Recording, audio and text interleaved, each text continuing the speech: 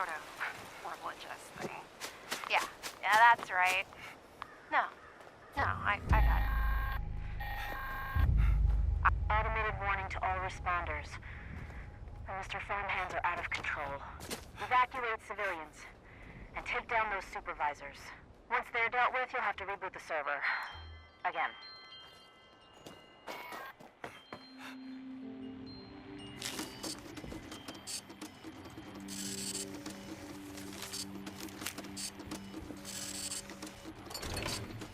Overseer's log, town of Flatwoods. My God. There's no one here. The old tavern, the church, people were using them for shelter, but they're gone. Mutations we expected. But there's something else. A disease. I was attacked. We call it the Great War now. Required. It's not been long, and things have been rough. Welcome to Survivor Stories.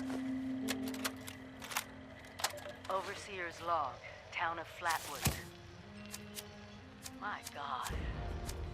There's no one here.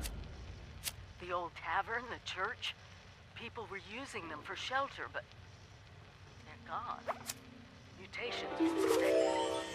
But there's something else. A disease. I was attacked by... Well, it used to be a person, but it had these green, glowing lesions, and its voice.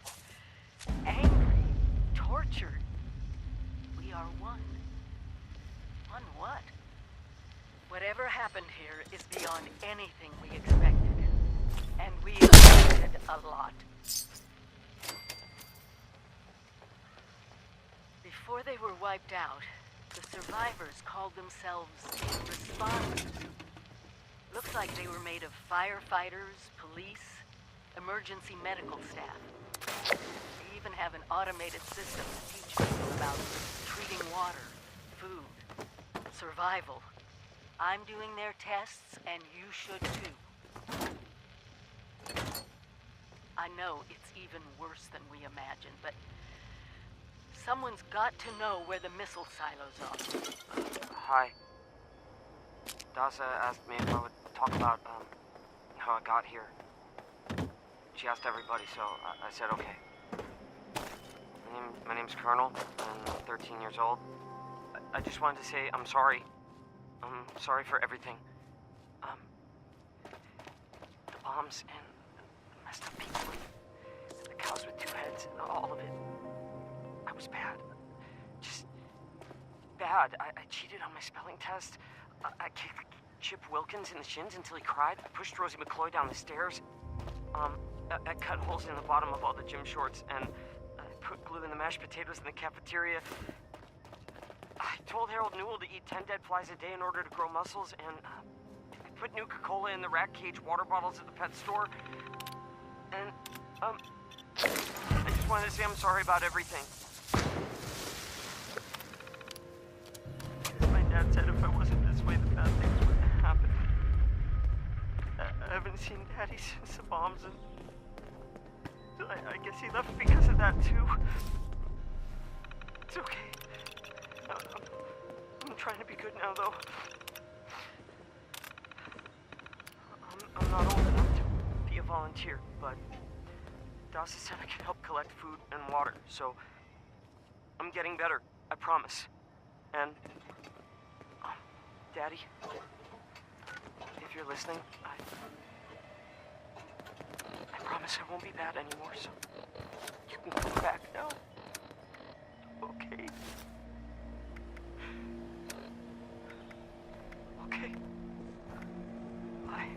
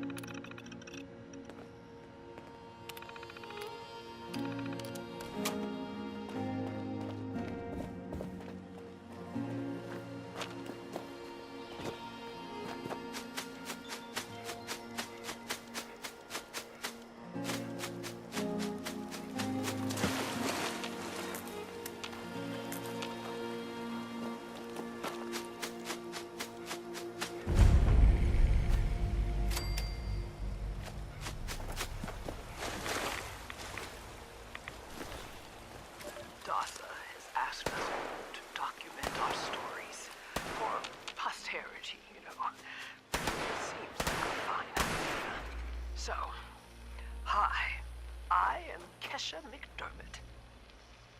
When the bombs fell, I was in Watoga, coordinating a statewide science fair for that year's high school kids. And the theme was the future of energy.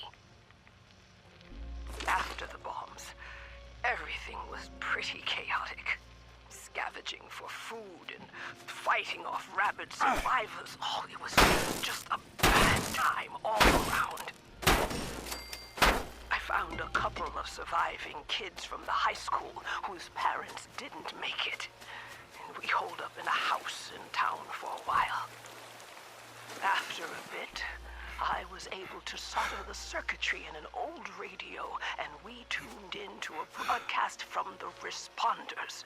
Oh, we were overjoyed. The trip from Watoga to Flatwoods, it was rough, mind you. The kids and I ran into a group of assholes in the mountains who stole our food and water. I can't tell you how happy I was to find the responders in Flatwoods. Tents for everyone, open kitchens, medical supplies, protection. We were safe. They had a problem, though. Their water sources were contaminated heavily. People were boiling water, but not long enough to make it safe.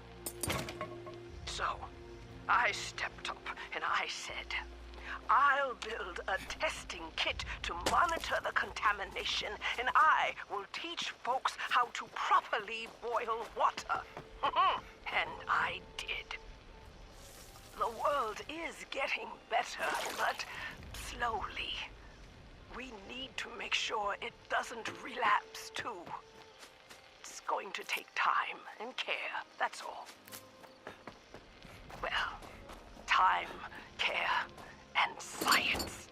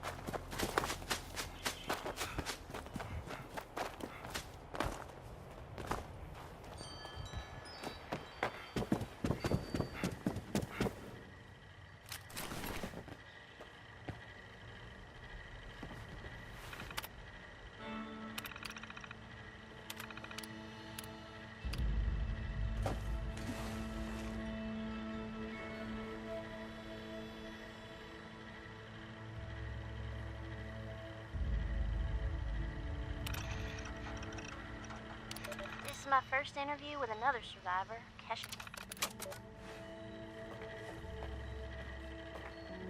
Volunteer boiled water is necessary for equipment sterilization. Please.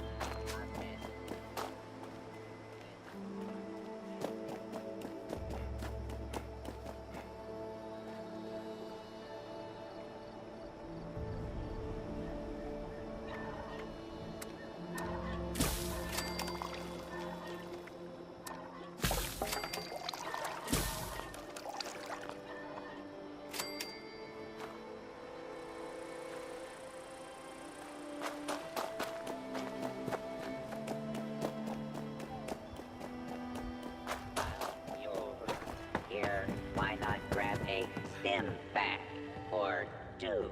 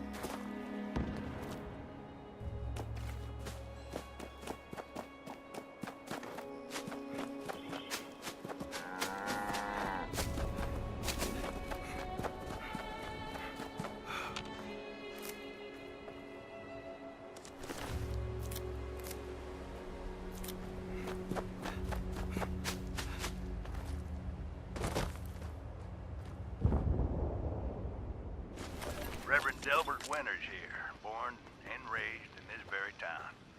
Lent my own church to the responders for their outpost here, and you're welcome. The responders are on a true mission, you see, helping folks through thick and thin, till the heavens open up again and take us all up anyways. When this all happened, I figured like most it was time. This was the end, but it wasn't, was it? We're still here.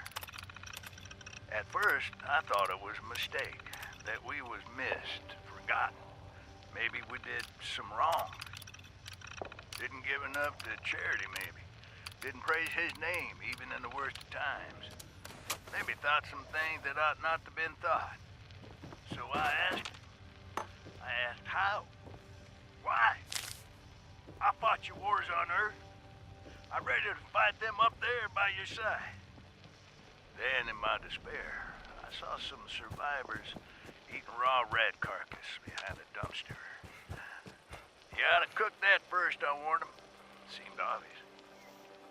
We tried but got sick, they said, covered in their own filth.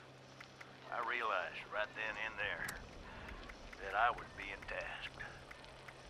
From then on, I built kitchens, cooked good food, fed anyone who walked up with an empty belly. And I was thankful for my task in life. Thankful. Next time hell or high water land at my stoop, I'll be swept clear away with it. But until then, let's share a home-cooked meal together, all right?